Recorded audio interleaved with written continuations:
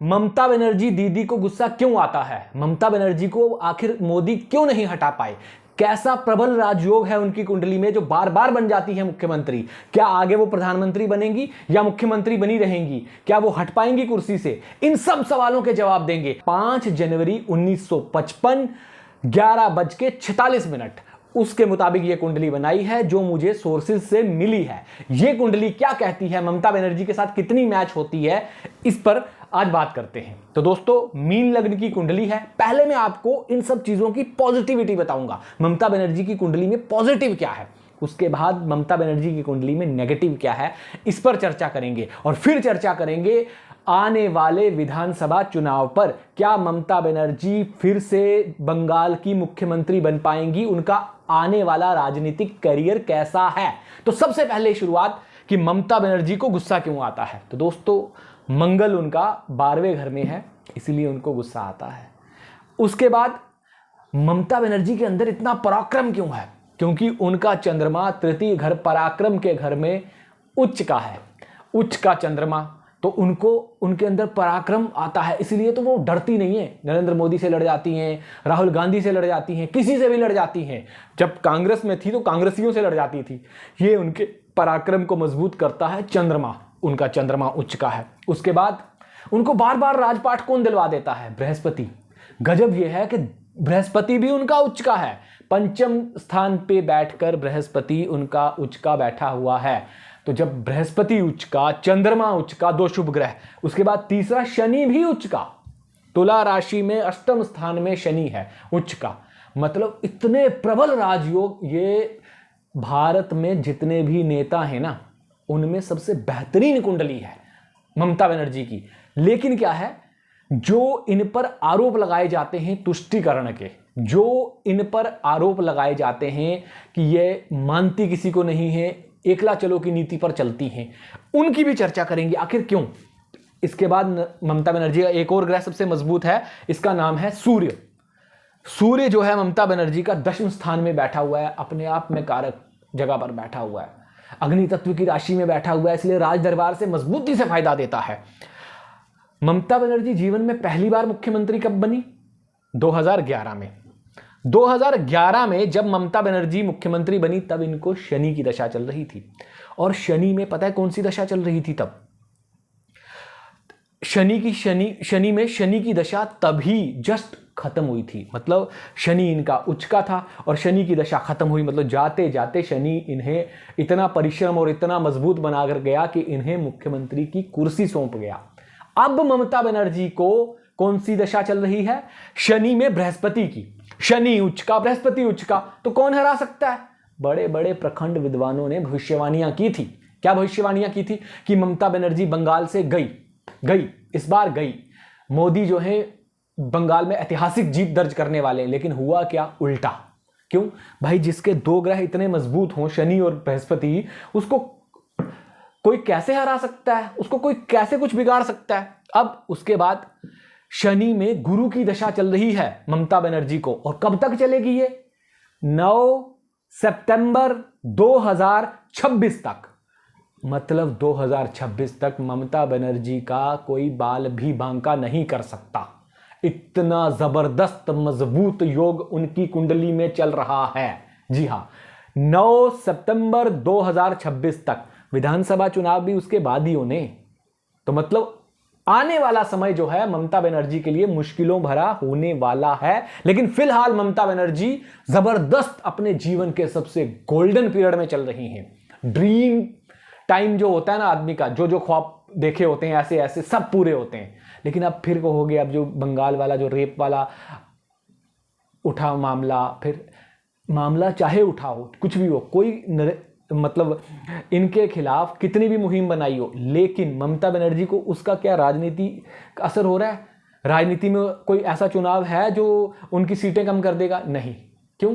क्योंकि उसमें जहां से इनको फायदा मिलना चाहिए वहां ये प्रबल हैं, मजबूत हैं, वहां इनको कोई दिक्कत नहीं है। अब नेगेटिव चीजों की बारी। ममता बनर्जी का लगन जो है मीन लगन का है। ऐसे लोगों को अक्सर धोखे मिलते हैं। ममता बनर्जी को फिर से धोखा मिलेगा। कब मिलेगा? बुध की दशा में। कब शुरू होगी? सितंबर में। मतलब ममता बनर्जी की वैसे कुंडली मजबूत है, लेकिन इनके परिवार से ही कुछ लोग इनके साथ चीटिंग करेंगे और इनके राजपाट को खतरा पैदा करेंगे। और बुध की दशा में एक बात और होगी, बुध जो है ना कर्मों का हिसाब भी करता है। अगर आपने अधर्म के काम किए हुए हैं, जितने गलत काम किए हैं, सबका निपटारा बुध अपनी दशा में करता है। और बुध की दशा इनको सितंबर 2026 से शुरू होगी और घर से धोखा मिलेगा। ये दो चीज़ें, ममता बनर्जी के कर्मों का हिसाब होगा। कब? सितंबर 2026 से। और बुध किसके साथ बैठा है? सूर्य और राहु के साथ। सूर्य राहु कौन है?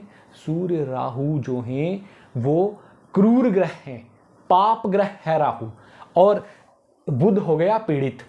दो केंद्र स्थानों का मालिक, बृहस्पति का दुश्मन जब पीड़ित हो जाएगा क्रूर ग्रह से और बैठा भी अग्नि तत्व की राशि में है, तो मतलब ममता बनर्जी कुछ ऐसे स्टेटमेंट्स देंगी, कुछ ऐसी ऊटपटांग बातें करेंगी जिससे इनके राजनीति को बहुत बड़ा असर पड़ेगा।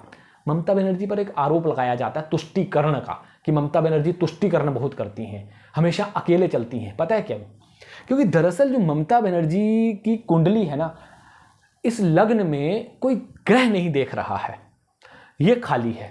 जब लग्न में कोई ग्रह देखता नहीं है ना, कुंडली का लग्नेश खाली होता है, उसका जो मालिक है वो उच्च का है, इसलिए ये आगे बढ़ी, जीवन में बढ़ती ही गई।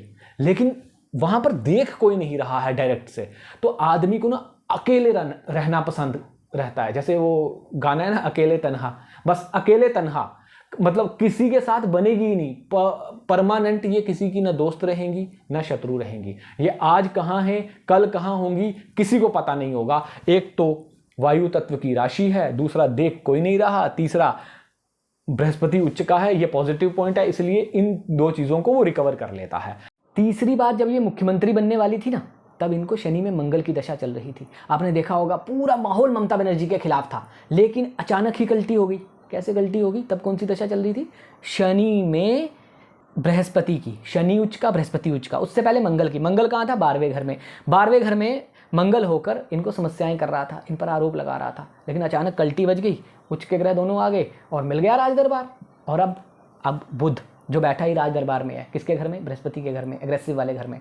मतलब इनको अब आने वाले समय में राज दरबार जो है वो मिलेगा या नहीं मिलेगा, ये सबसे बड़ा सवाल है।